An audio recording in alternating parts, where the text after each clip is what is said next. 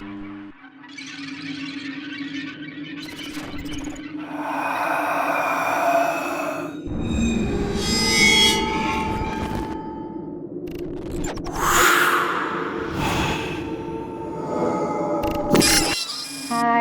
balik lagi di sisi lain bersama aku, Putri Dina.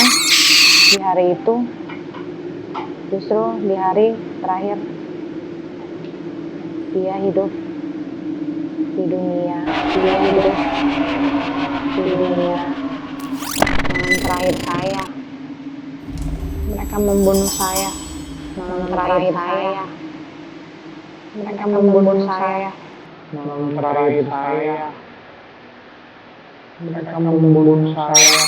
Di sini aku akan menceritakan atau mengalami suatu kejadian atau ada beberapa orang yang ingin bercerita, dan semua ini di versi sisi lainku. Entah ini tragedi atau maut,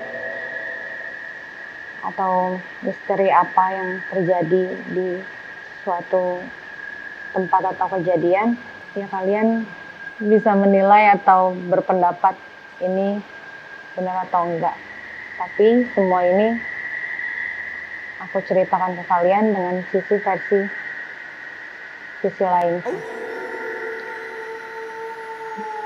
Jadi kali ini aku akan menceritakan dengan versi sisi lainku ini suatu tragedi ya. Mungkin yang nantinya akan menjadi suatu cerita atau misteri untuk anak cucu nanti tentang seseorang driver ojek online yang mungkin dia awalnya tidak berniat ataupun berpikiran macam-macam untuk mengangkut atau mendapatkan pelanggan, tetapi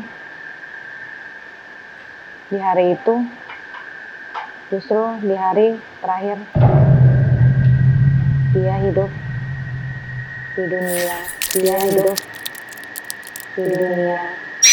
Keluar dari rumah itu seperti biasa lah ya, pamitan dengan istri dan anaknya. Dan dia driver ojol ini karena emang kemampuan dia sudah bukan yang nggak ada ya, karena emang dia udah pensiunan, dia bingung mau kerja apa, akhirnya dia punya aset mobil ini, dia berusaha untuk bagaimana caranya keluarganya hidup. Akhirnya dia memutuskan untuk driver online ini. Di malam itu sih seperti biasa, nggak ada perasaan gimana ya. Yang dipikirkan cuma gimana yang dapat uang, anak istri bisa makan, terus dia mencari rezeki mau sampai mana juga, ibaratnya ayo kata dia. Nah, datanglah dia di situ emang masih agak sepi ya, baru dapat 1-2 penumpang. Akhirnya dapat penumpang ini, dia nggak berpikir macem-macem, dia berpikirnya ya awalnya sih lumayan jauh ya nih dari Bekasi ke Bandung, tapi dia pikir lagi ya alhamdulillah dengan tarif segini pulang besok nggak narik lagi gitu kan, bisa istirahat. Akhirnya dia menjemput pelanggannya ini, dan dia nggak berpikir macam-macam karena yang dia tahu kan cewek gitu kan, dan dia pun ngerasa kasihan juga lah, udah malam juga gitu kan, cewek-cewek ini mau pulang ke Bandung juga gitu kan, nggak ada kendaraan ya. Akhirnya dia nggak ada berpikiran aneh-aneh, diantarlah ke tempat tujuannya gitu. Akhirnya di perjalanan nggak ada kecurigaan macem-macem ya, mereka asik ngobrol, mereka berbincang kegiatannya dengan teman-temannya ini. Nggak ada pikiran sama sekali untuk yang namanya malam itu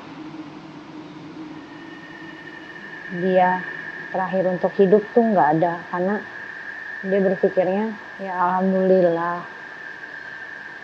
dapat rezeki banyak, besok bisa nggak narik, bisa istirahat.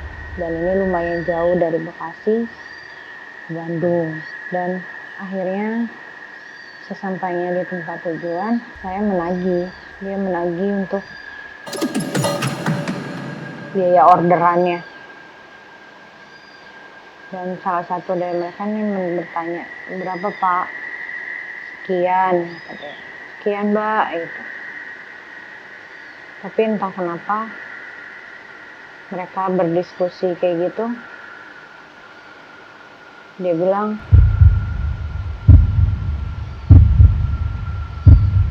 uangnya kurang. Saya bilang ya ini lumayan jauh, lumayan ya badannya berapa. Tapi salah satu dari mereka agak sedikit mengeraskan suara, dan entah kenapa mereka punya berpikiran untuk bisa menghabisi saya malam itu. Padahal dengan mereka berbicara baik-baik pun, dengan mereka bilang saya punya sekian, yang penting bensin saya deh Mbak yang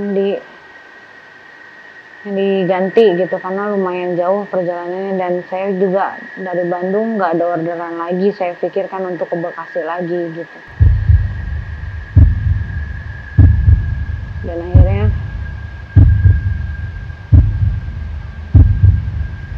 malam itu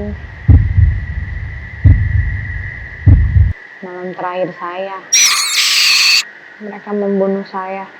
Malam terakhir saya, mereka membunuh saya. Malam terakhir saya membunuh saya. Ya nggak tahu motifnya mereka apa sampai membunuh kayak gitu, dan saya nggak ada berpikiran untuk mereka berbuat seperti itu loh Mbak.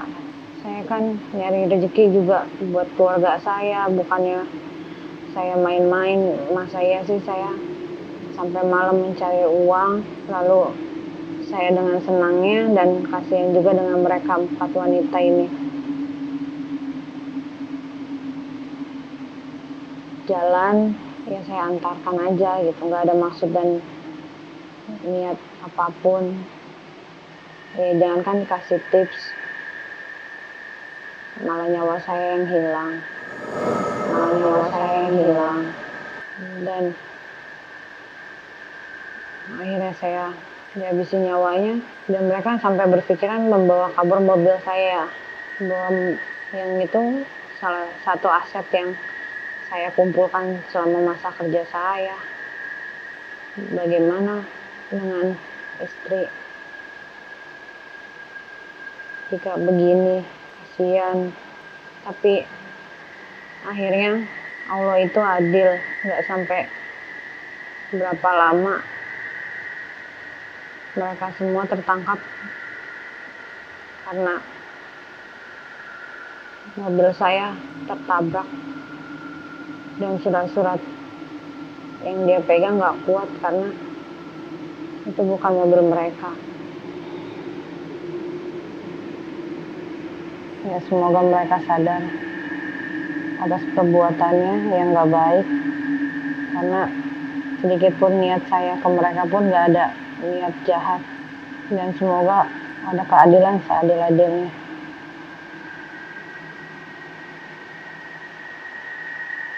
Doakan saya ya Mbak, agar saya tenang.